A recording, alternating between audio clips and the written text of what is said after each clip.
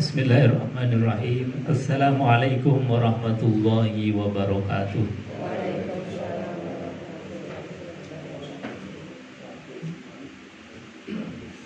Bismillah, innal hamdalillah nahmaduhu wa nasta'inuhu wa nastaghfiruh wa na'udzu billahi min syururi anfusina wa sayyiati a'malina may yahdihillahu fala mudilla lahu wa may yudlil fala hadiya lahu. Asyhadu an la ilaha illallah wa asyhadu anna Muhammadan 'abduhu wa rasuluh. Allahumma shalli wa sallim ala sayyidina Muhammad wa ala alihi wa sahbihi ajma'in. Rabbi shrah li sadri wa yassir li amri wa hlul 'uqdatam min lisani yafqahu qawli. Allah Ta'ala fi kitabil karim wa huwa asdaqul qailin. A'udzu billahi samil alim minasyaitonir rajim. Bismillahirrahmanirrahim. Ya ayyuhalladzina amanu taqullaha haqqa tuqatih wa la tamutunna illa wa antum muslimun. Shadaqallahul azim wa shadaqa rasuluhul karim. Wa nahnu ala dzalika minasyahidin walhamdulillahi rabbil alamin. Bapak Ibu hadirin jamaah Majelis Ta'lim Kamis pagi, Majelis Tadabbur Al-Quran Yayasan Rumah Quran Semarang. Alhamdulillah ini ada yang kawan juga Pak Haji Martono, alhamdulillah bisa gabung, kita belajar ngaji bareng-bareng. Karena apa? Quran ini memang nasihatnya kita. Jadi kata orang tua kita dulu itu, daharane rogo cukup sego sayur, daharane nyawa ilmu lan pitutur. Jadi kalau tiap hari raga kita itu diragati dengan makanan yang enak, dengan asupan gizi yang luar biasa kita jaga, tapi seringkali kadang-kadang asupan rohani kita ini kering. Untungnya untung, ini untungnya untung. Kita itu diberikan oleh Allah Subhanahu wa Ta'ala syariat yang namanya sholat. Andai kata tidak ada syariat sholat, mungkin kita tidak akan pernah berinteraksi dengan Quran. Tapi dengan sholat itu kan otomatis kita dipaksa untuk baca Quran. Karena di antara syaratnya sholat, di antara rukunnya sholat adalah qiraatul Fatihah, membaca surat Al-Fatihah. Maka minimal paling tidak kita sehari semalam itu membaca Fatihah 17 kali. Dipaksa membaca 17 kali. Andai kata tidak ada sholat itu rasanya kemudian mungkin kita tidak akan menyentuh Quran atau berinteraksi dengan Al-Quran. Padahal Quran itu adalah sesuatu yang luar biasa, disifati kalamullah, ucapan Allah, firman Allah. Artinya ketika lisan kita itu membaca kalimat-kalimat itu berarti lisan kita, tenggorokan kita, pikiran kita, hati kita pernah terlintas oleh nurullah, cahayanya Allah. Pernah diisi dengan kalimat-kalimatnya yang pernah diucapkan oleh Allah Subhanahu wa Ta'ala. Jadi menyatu. Maka ini adalah sesuatu hal yang menjadi kebutuhan kita supaya ruhaniyah kita ini tetap hidup, ruhaniyah kita ini tidak kering bahkan tidak mati. Maka mau tidak mau memang kita dipaksa oleh Allah untuk dekat dengan Al-Quran, berinteraksi dengan Al-Quran, mengambil nasihat dengan Al-Quran. Maka insya Allah sebagaimana apa yang disabdakan oleh baginda Rasulullah SAW, Iqra'ul Quran, bacalah Al-Quran. Kenapa? Fa innahu ya'ti yaumal qiyamah, karena Quran ini akan datang di hari kiamat, syafi'an li ashabi, menjadi advokatnya kita. Ketika kita berada di meja hijau, mahkamahnya Allah Subhanahu wa Ta'ala, dan pasti tiap kita akan disidang oleh Allah. Kamu dikasih umur 50 tahun, 60 tahun, 70 tahun, untuk apa aja? Ini pasti disidang. Tanggung jawab usia akan dimintakan pertanggungjawaban. Rezeki dari Allah semuanya yang tidak terhingga itu. Bahkan dalam hadis Rasulullah SAW, rezeki yang kadang-kadang kita nggak sadari, seperti kata Nabi, angin yang sepoi-sepoi yang kita rasakan ini kan kadang-kadang nggak pernah kita terima kasih pada Allah, nggak pernah kita mengucapkan alhamdulillah karena nikmatnya sepoi-sepoinya angin. Kadang kita baca alhamdulillah atau mengucapkan alhamdulillah ketika ada nikmat-nikmat besar saja. Maka nikmat yang tidak terasa oleh kita, yang saking biasanya atau saking lembutnya, saking kecilnya ini, itu pun kata Rasulullah akan dimintai pertanggungjawaban oleh Allah. Apalagi nikmat-nikmat yang besar. Maka ketika kita berada di mahkamahnya Allah, tidak ada yang membela kita. Karena mulut kita itu dikunci, yang nanti bersaksi adalah tangan kita, kaki kita, tanah yang pernah kita injak, yang pernah kita kunjungi, itu nanti semuanya bersuara di hadapan mahkamahnya Allah Subhanahu wa taala. Nah, disitulah ya'ti yaumal qiyamah syafi'an li ashabi. Quran itu datang jadi advokat kita, jadi pembantu. Kalau sekarang namanya apa yang lembaga hukum ya, nah, LBH, lembaga hukumnya. Yang pasti nanti di akhirat nggak ada yang bisa disogok. Nah, Quran akan datang yang pernah diucapkan oleh kita, seberapapun banyaknya, seberapapun sedikitnya, itu pasti akan memberikan syafaat kepada kita. Maka tadi beruntung sekali kita kok dipaksa oleh Allah, ada satu institusi, ada satu syariat yang namanya sholat. Maka kalau kita sholat menggambarkan betapa pentingnya kalimat-kalimat yang di dalam sholat, ini menjadi hal yang luar biasa. Karena apa? Kalimat-kalimat sholat itu mengkafaroti semua kalimat-kalimat kita tiap hari. Kalau kita hitung tiap hari dari mulai bangun tidur sampai tidur, itu kalimat yang diucapkan oleh lisan kita itu ribuan, bahkan mungkin jutaan kosakata. Yang ribuan jutaan kosakata disifati oleh Quran. Kalau kita baca surat Al-Kahfi, itu sebetulnya sindiran yang sangat halus namun langsung menghujam ke hati. Kata Quran dalam surat Al-Kahfi, kaburat kalimatan takhruju min afwahihim iyaquluna illa kadziban. Kaburat, sungguh jelek sekali, kalimatan takhruju min afwahihim, kalimat yang keluar dari lisan kita tiap hari, dari mulai bangun tidur sampai tidur. Bahkan tidur pun kadang-kadang masih ngomong juga, ngiko. Itu jelek sekali. Kaburat kalimatan takhruju min afwahihim, kalimat yang keluar dari lisan kita itu jelek sekali. Yaquluna illa kadziba, bahkan sampaikan Quran, tidaklah apa yang diucapkan kecuali kebohongan bahkan. Karena apa? Enggak ada substansinya sama sekali. Jadi kalimat yang tiap hari yang ribuan bahkan jutaan kosakata itu disifati hanya bohong-bohongan belaka. Kalaupun ada substansinya, itu substansi yang tidak mengandung hakikat kebenaran yang abadan abada atau yang hakiki. Makanya sungguh sangat jelek sekali.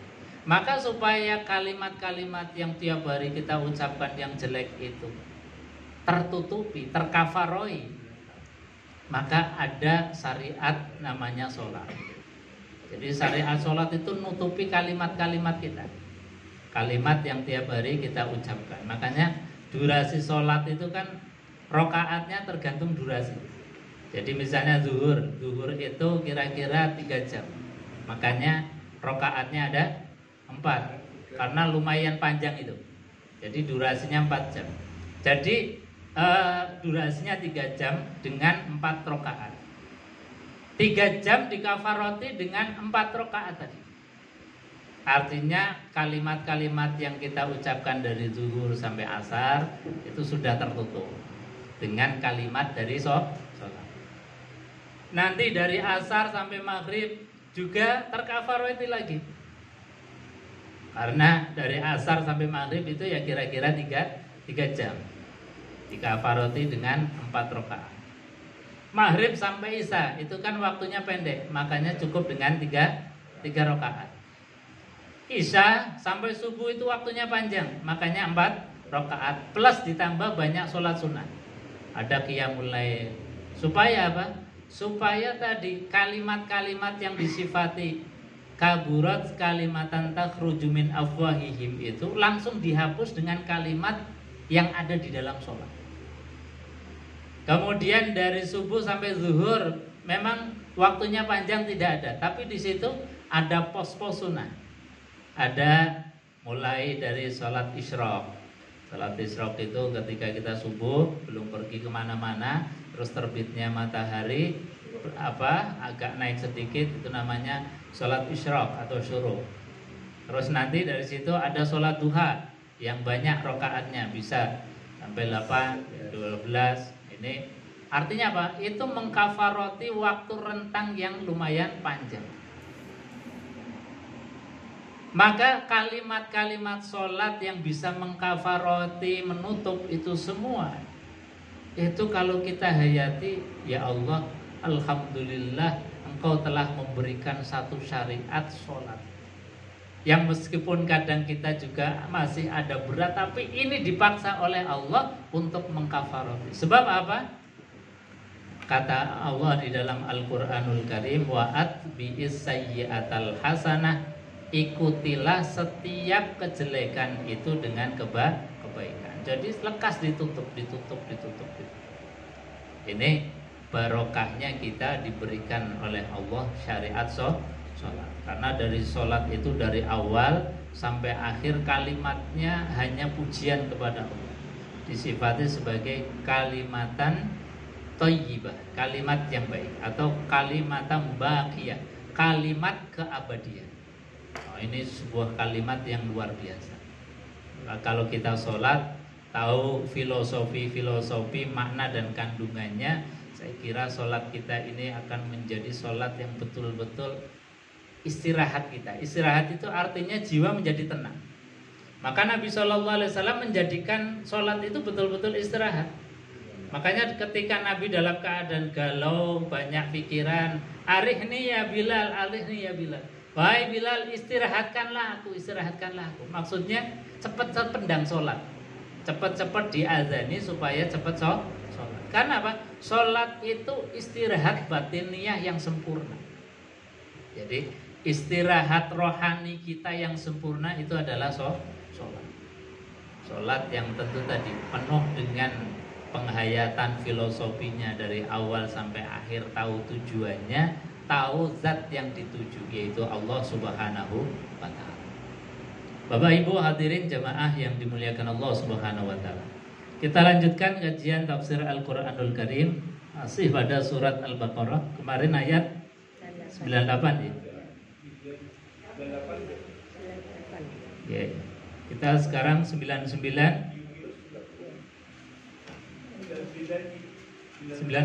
sampun? Belum. Bismillahirrahmanirrahim. Di ayat 99 ini Allah sampaikan walaqad anzalna ilaika ayatim bayyinat wa ma yakfuru biha illal fasiqun.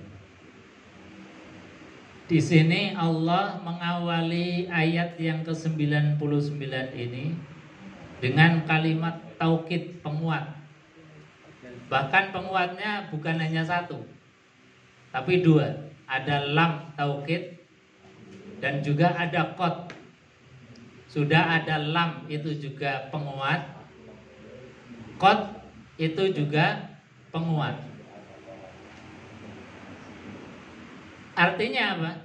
Para ahli tafsir itu menyebutkan ketika ada kalimat diawali dengan stressing, penguatan, yaitu ada lam taukid dan juga ada kalimat qad, berarti informasi yang akan disampaikan oleh Allah Subhanahu wa ta'ala itu adalah informasi yang sangat penting.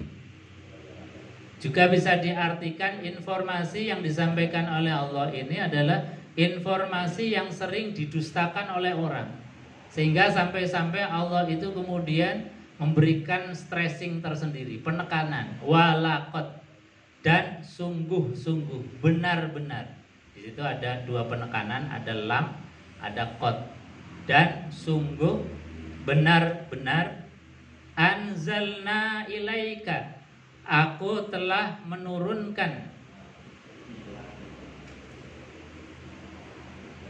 ilaika kepada engkau wahai Muhammad ayatim bayyinat, ayat yang jelas.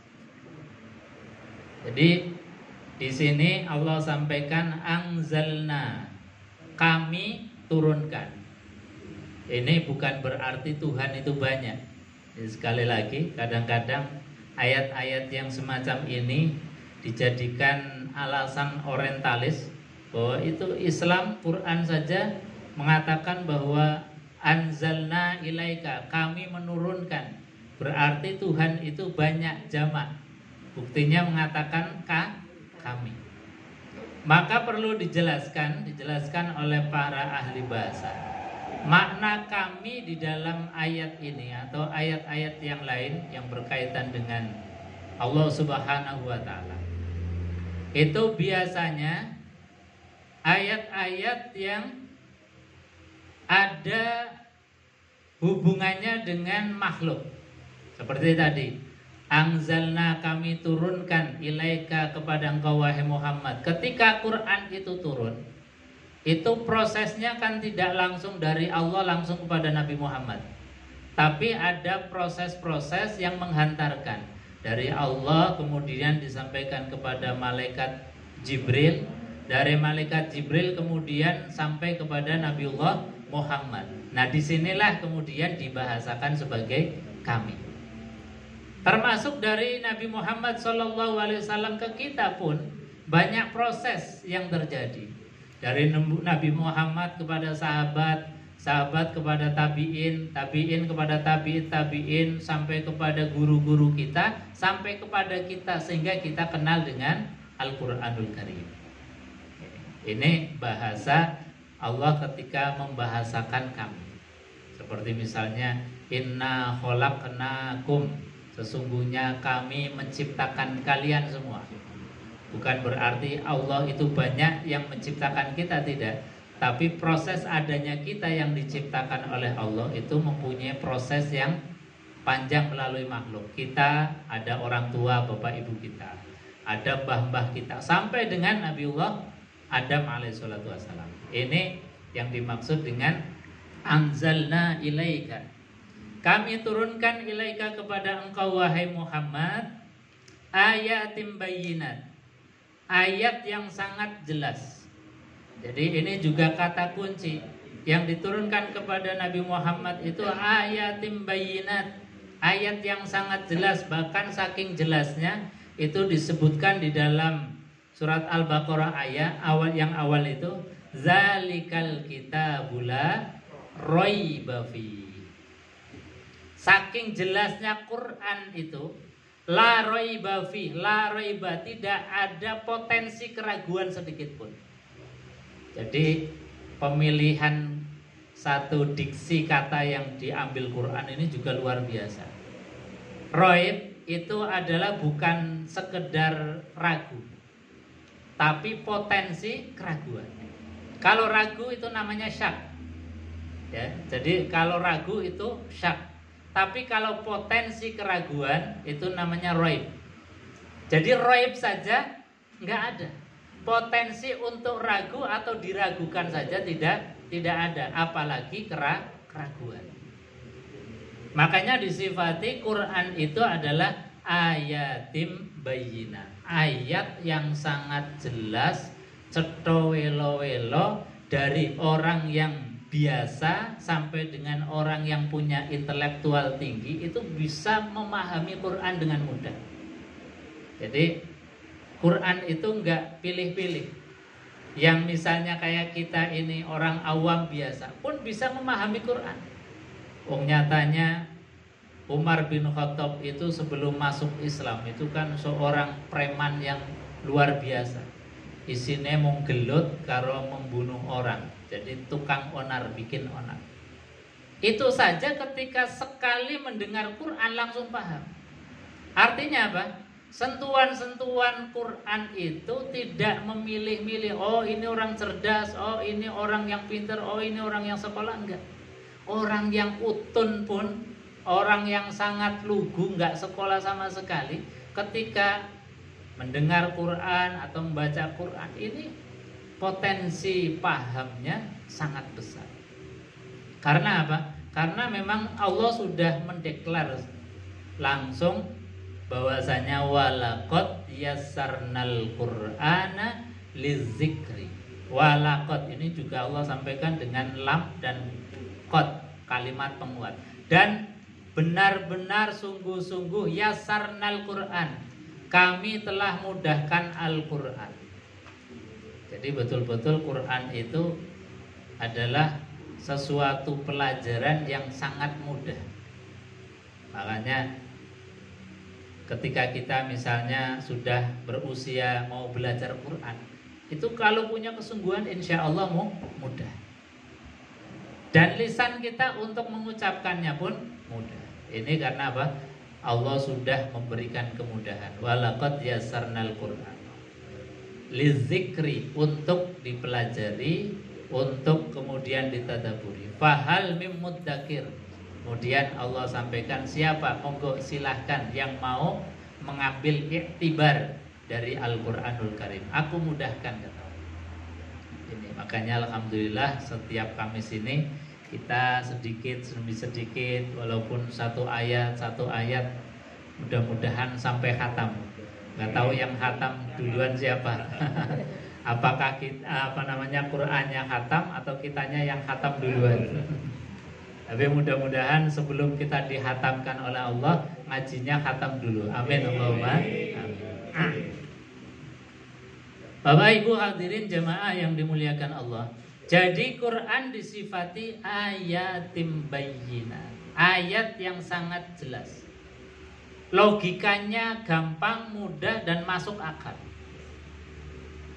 Makanya orang-orang kafir itu kalau dalam bahasa surat Al-Bayyinah, lam yakunil ladzina kafaru min ahlil kitab wal musyrikin. Kafir ada dua jenis, dari ahli kitab yang menolak Al-Quran, wal musyrikin, dan juga orang musyrik.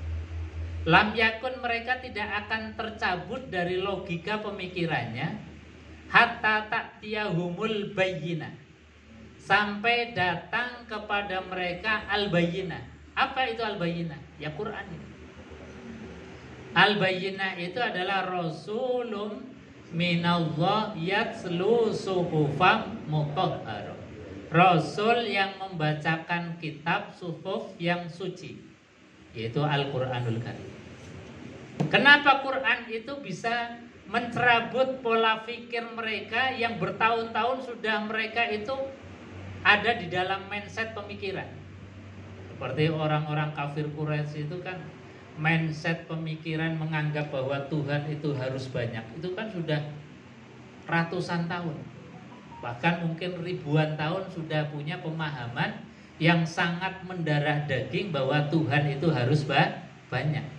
Karena logika pikir mereka punya banyak masalah. Kalau banyak masalah berarti Tuhannya harus banyak. Jadi dikira Tuhan itu menteri, seperti menterinya Jokowi yang banyak. Kalau semakin banyak masalah, itu menterinya tambah banyak. Logika mereka itu mengatakan bahwa kalau problem hidup itu banyak, ya berarti Tuhannya harus banyak. Makanya mereka ciptakan Tuhan itu di sekeliling Ka'bah ratusan. Di Ka'bah itu sekelilingnya dulu itu adalah patung-patung. Yang paling besar Lata, Hubal, Uzza, itu yang terkenal yang besar. Yang kecil-kecil banyak sekali. Saking penuhnya Ka'bah dipenuhi dengan patung-patung berhala-berhala itu, terus enggak muat, dijejer lagi di Mas'a antara Safa dan Marwah. Padahal itu kan rentang jalan yang panjang. Karena mereka tadi sudah mendarah daging, logika mereka itu mengatakan bahwasanya Tuhan itu harus banyak karena problem itu banyak. Maka logika Quran ini untuk menghancurkan logika berpikir mereka gampang saja.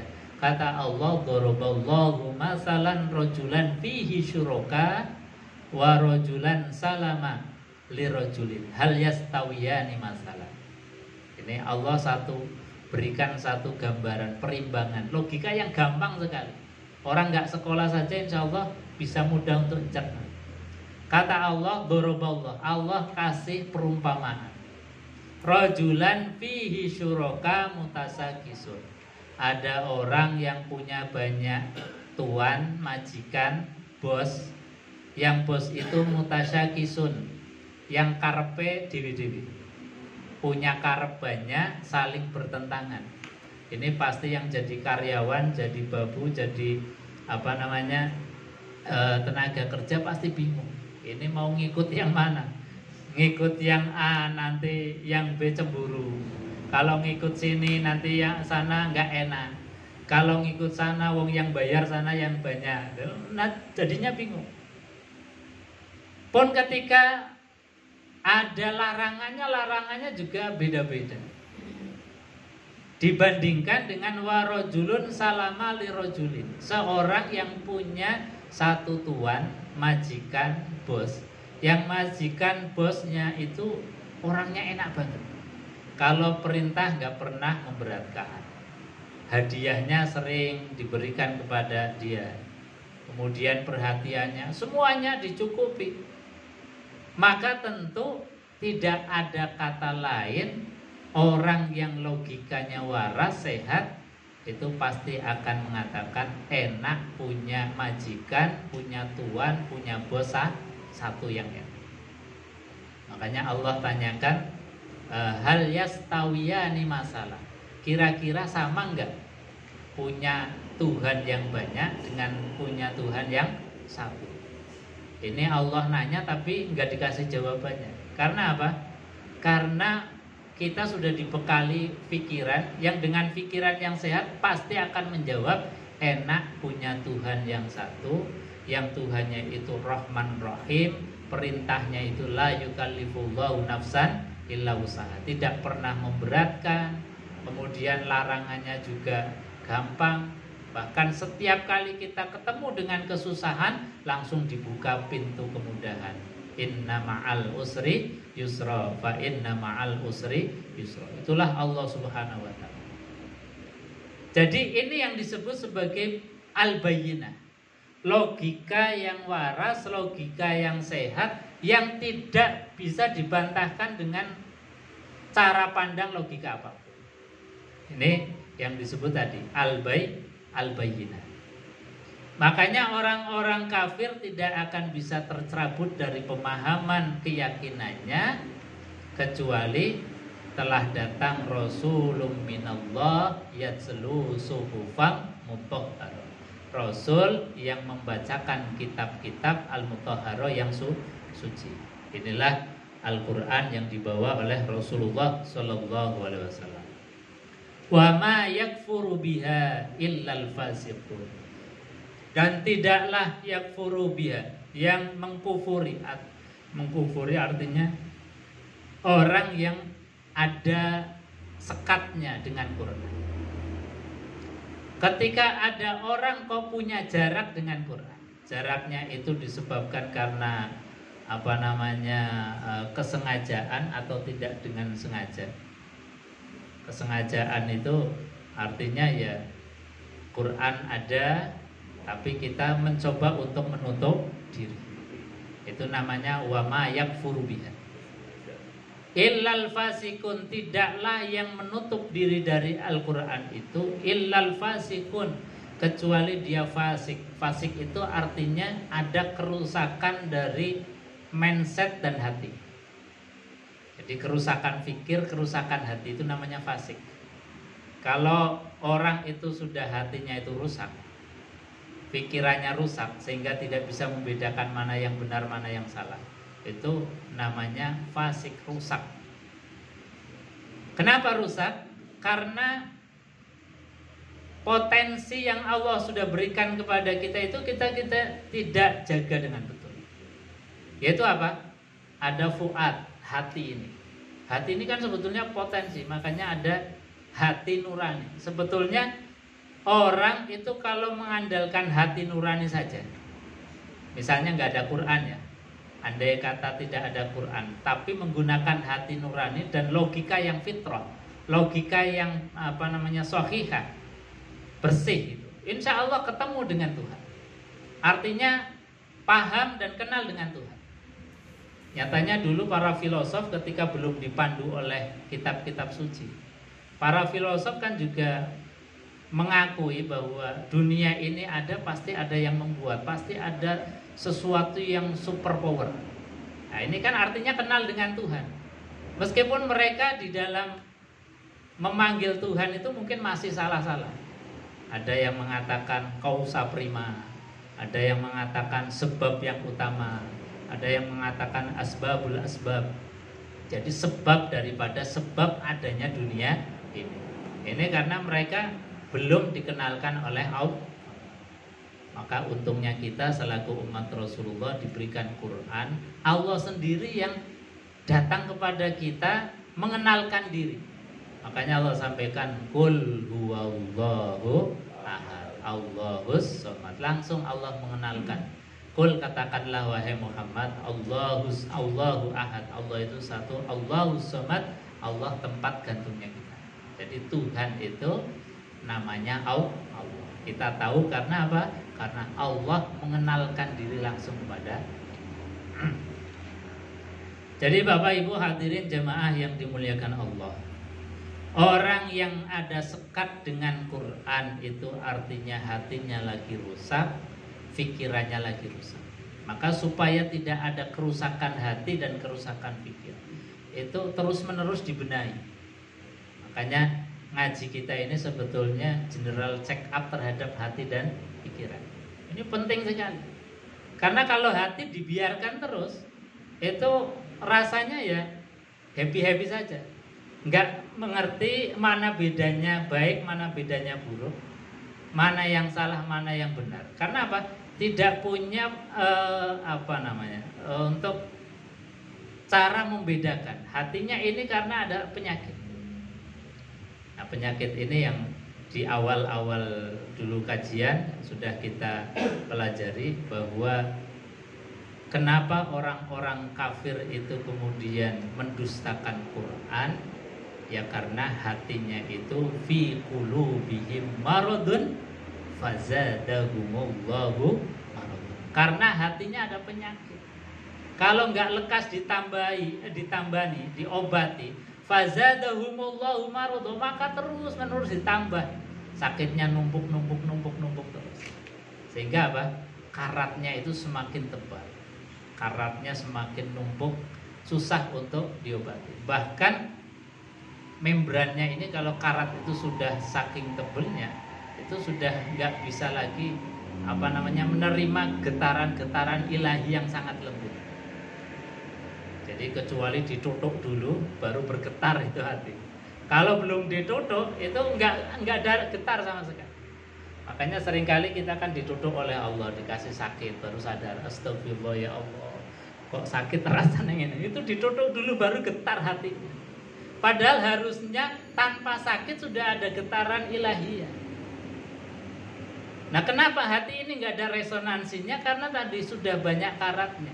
Orang yang hatinya itu tipis, membrannya tipis, itu dengan cahaya ilahi yang begitu sangat lembut itu sudah getarannya luar biasa. Maka disifati di dalam Quran orang yang baik itu adalah idza dzukirallahu wajilat qulubuhum wa idza tuliyat alaihim ayatuhu zadathum imana. Jadi ketika dibacakan ayat-ayat Al-Qur'an itu wajilat qulubuhum, hatinya getar. Kenapa baru dibaca saja hatinya getar? Karena apa? Karena membrannya itu tipis. Jadi pancaran-pancaran ilahi itu sanggup menggetarkan hati. Nah, kalau kita kan dibacakan bolak-balik ya hatinya terus. Karena apa? Karena penyakit hatinya tadi fi qulubihim maradun. Ya kudu ditutuk dulu nembe getah. Ini jangan sampai tadi kita diingatkan dulu oleh Allah, ditutuk dulu, baru kemudian ada getaran resonansi hati. Nah, kalau kita ini sudah pada tingkatan tadi, ya apa namanya, idza dzukirallahu wajilat qulubuhum, ketika dibacakan nama Allah langsung getar. Makanya kalau kita membaca sejarah, itu banyak sahabat ketika sholat baru mengucapkan takbir, lafaz Allah disebut aja sudah gelepak. Karena apa? Getaran resonansinya itu nggak bisa nahan, saking luar biasa. Nah, kita saking anunya sebabnya sholat aman damai. Jadi barokahnya orang yang nggak paham memang alhamdulillah kadang-kadang. Jadi sholat kita bisa selesai. Andai kata hati kita mungkin tipis sekali, nggak kober mengucapkan takbir. Ini deh.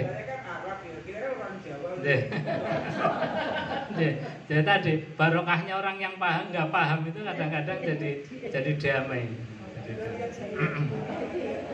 Ini wajilat qulubu wa idza tuliyat alaihim ayat. Ketika dibacakan ayat-ayatnya Allah, zadathum imana, imannya tambah terus. Nih, jadi apa namanya, terhadap Quran itu ini sesuai dengan wadahnya. Jadi kalau wadahnya kita ini, hatinya ini sehat, tak berpenyakit, insya Allah apa namanya, masuknya itu luar biasa. Ketika pikiran kita ini juga tidak berpenyakit, tidak ada logika yang apa namanya sliver, yang salah, yang tidak fitrah, itu yang konslet tadi, itu rasanya mudah untuk menerima kebenaran Al-Quran. Maka ini adalah sebetulnya ujung kalimat ini medeni. Ujung kalimat ini jajannya medeni. Karena seringkali kita ini ada hijab. Wa ma yakfuru biha illal fasikun. Tidak ada hijab dari Quran itu illal fasikun, kecuali orang yang fasik. Fasik itu maknanya rusak pikir, rusak hati. Makanya kita di general check up terus.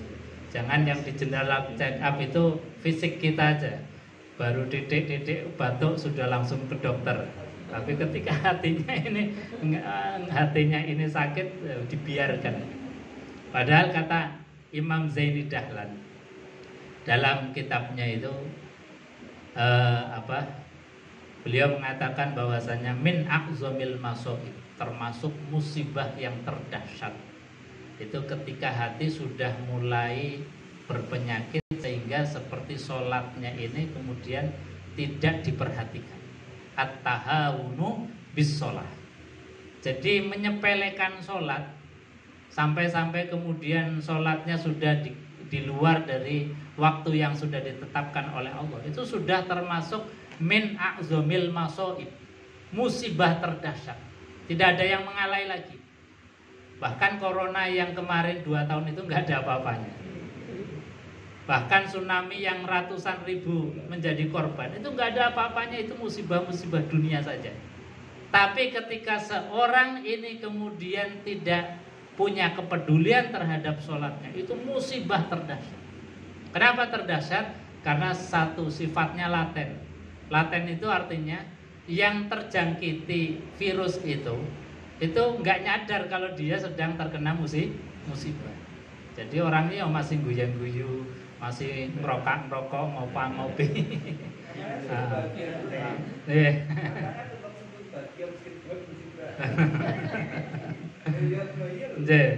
Tapi musibah ini kan tadi disebut laten karena orangnya kadang-kadang tidak menyadari. Yang kedua, musibah ini potensinya akan dimintai pertanggungjawaban nanti di akhirat. Nah ini yang nggak boleh guyan-guyu. Nggak boleh guyan. Kalau tadi musibah yang dunia kita bisa diselimur dengan ngopi, dengan rokok, dengan ben ketok bahagia. Tapi musibah ini nggak bisa ditutupi dengan ngopang-ngopi. Harus dengan betul-betul menjaga sholat. Jadi at-tahawunu bisolah, orang yang gampang ke sholat itu min a'zamil masoib, orang yang terkena musibah paling dahsyat. Karena efek dominonya sampai akhirat. Kalau hanya sekedar tsunami atau corona, ini paling di dunia sudah selesai. Kalau sudah meninggal dunia ya nanti tidak dimintai pertanggungjawaban. Bahkan dikasih reward oleh Allah. Orang yang meninggal dalam keadaan bencana seperti itu disebut sebagai syahid dunia. Jadi malah untung, untung. Cuma kemarin kok kita nggak kedaftar, alhamdulillah. Jadi masih bersyukur kita diberikan kesempatan oleh Allah. Tapi toh andai kata kemudian pas waktu itu ada teman kita, saudara kita, tetangga kita yang meninggal dalam keadaan seperti itu ya alhamdulillah. Karena apa? Dikasih stempel sebagai asyuhada, orang yang syahid. Jadi sekali lagi alhamdulillah kita sedikit general check up hati kita, pikiran kita dibuka dengan dinasehati Al-Quranul Karim. Insya Allah hati kita semakin sehat. Amin Allahumma. Bapak Ibu hadirin jamaah yang dimuliakan Allah, sebelum dilanjutkan di ayat yang berikutnya, mungkin ada yang mau menambahkan atau ditanyakan, silakan kalau ada.